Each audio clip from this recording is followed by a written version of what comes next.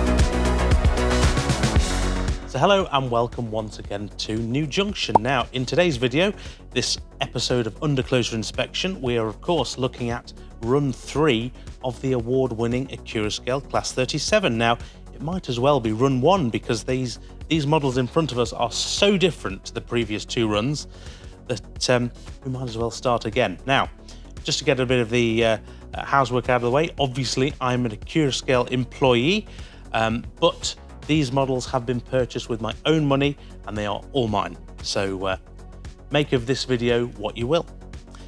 Right, we'll get the camera zoomed in and we'll take a closer look, and I'll begin telling you why you should get yourself a Class 37. So here we are a bit closer in. Now to the back we have 37418, the Laram liveried refurbished Class 37, a more traditional tractor in a very modern livery. Some say a KFC livery, but I'll leave that to you. Towards the front we have the 37901, and that's Mirrlees Pioneer in the very nice Europhoenix livery. So how manufacturers have broached the 37 over the years has been quite incredible, really, because they're a funny shape, particularly when you are talking about injection molding of plastics. So other manufacturers you will see have a seam line around the nose, and that is so they can get the main body out of the injection molding. The Run 1 and Run 2 Accurascale, they avoided the nose seam, but actually had a gap for the windscreens. So the windscreens themselves, not the glass part, the sort of frames were a separate part. Now on the Run 3, the factories have perfected the tooling, and they can now take the whole body out of the injection molding tools in one piece. So the windscreens are now one piece with the body as well, which means they're more finite and more accurate. Little steps, but it makes an overall huge difference. So let's talk about some of the changes from Run 2 to Run 3. So the first, as I mentioned, is the revised windscreens. They have been refined. Obviously, there's better fit to them now, and I've hopefully explained why. The revised windscreens now cover original centre toughened and current all toughened window variants. The bonnet top doors are now separate pieces, which allow for improved appearance. Gareth Bayer, the project manager, has also tooled a whole host of new nose ends and nose details. Now, a lot of those haven't been shown off in this particular run, but what it does is it allows the tooling to expand into different variants so we can accurately portray further Class 37s in the future. So watch this space for some excitements. So we now have separately fitted superfine radiator grills, and there's also radiator detail behind them now, so you can actually see into them and get a sort of very realistic feel to there being something inside the model. It's very nice to behold, that's for sure.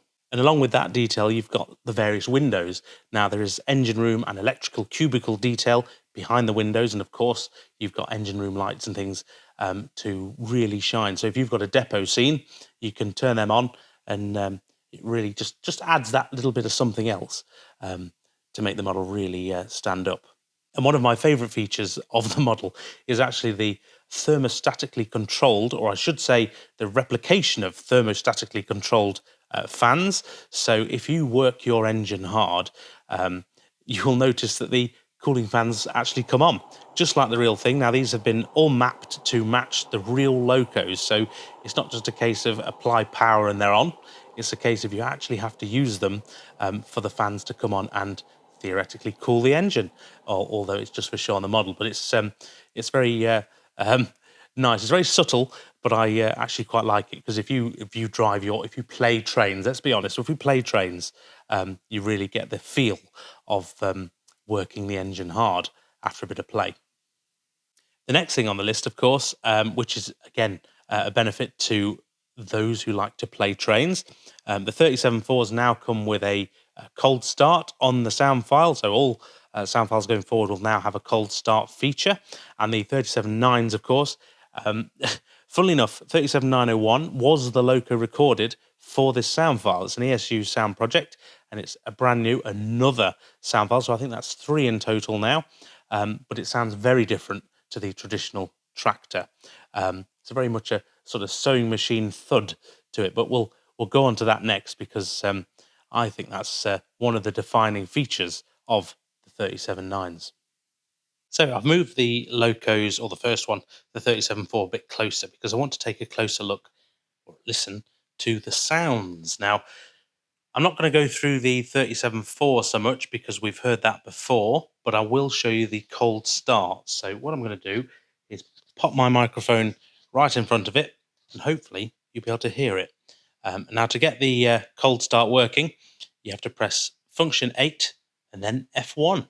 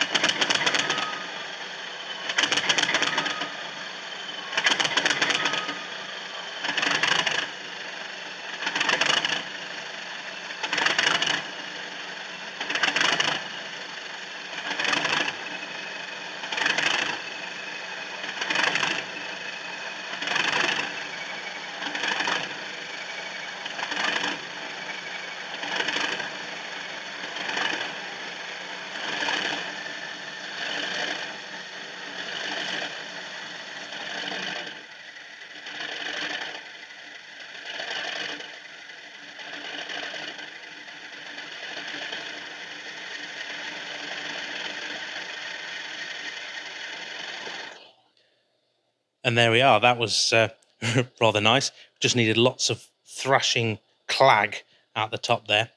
Right, I'm going to swap these over, and I'm going to show you the new Thunderslug.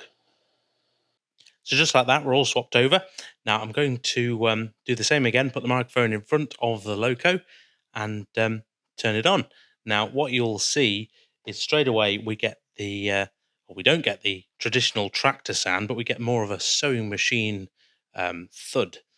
But yeah, I'll let you do the listening.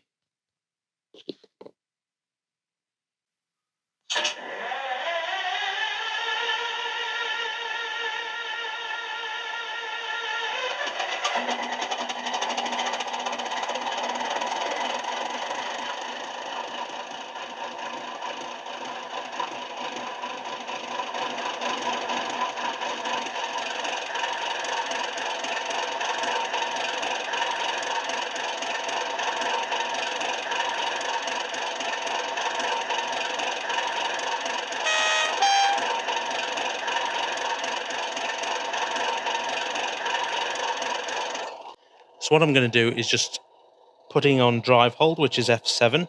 I'm just going to run it through the speed steps from 0 to 128, and then once it's at the top, I'll sound the horn and come back down so you can have a hear.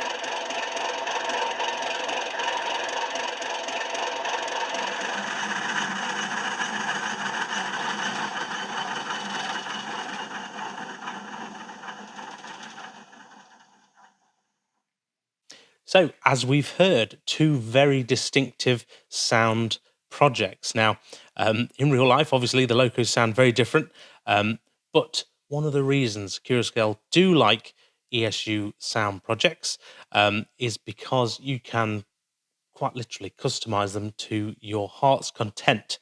So, if you wanted something with a bit more bass, a bit more treble, little high, little lower in the volume, etc. You can fully customize them with a lock programmer or a loco programmer. Now, all you need to do there is get yourself one, pop the loco on a piece of track, and away you go. Well worth looking into if you've never heard of one before. Now, I did notice as well, actually, that in the review of these for Hornby magazine, which is coming as I'm doing this video, they do have some CV tweaks. You don't necessarily need a lock programmer if you wanted to tweak, particularly the slug, just to raise the bass, raise the treble.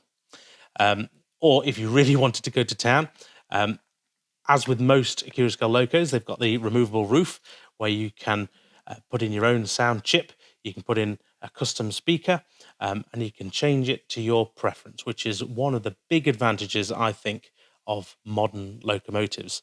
The world is your oyster, and you can customize these things to your heart's content. Right, that's enough of me waffling. It's time to put them to action here on the layout. So, roof back on. Let's go.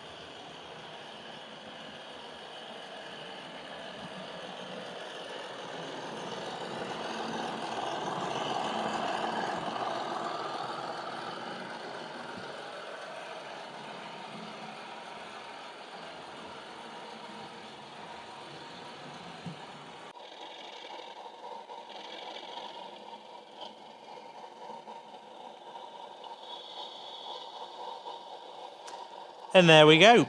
Hopefully you'll agree, some rather impressive locomotives here on the layout. Some nice new additions, that's for sure.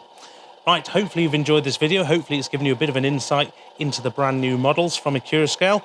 I would say there's a link down below for you to go and browse the range, but I think they've as good as gone before they came in. Now, these have been extremely popular, so much so that I actually struggled to get my own pair. So make sure you pre-order if you want one on the next run. It's free to do, and there's no deposit either. and you can cancel if you change your mind. Right, big thank you to you at home for watching the video. A thank you to the channel patrons and YouTube members as always. Progress on the other end of the layout has continued in the weeks we've not been working on the layout. For now, show season behind the scenes has stopped for I think a month and a half, so there's no excuse now. We're going to get back to work here on the layout. But yeah, thank you very much for watching. Take care, and I'll see you next time. Bye for now.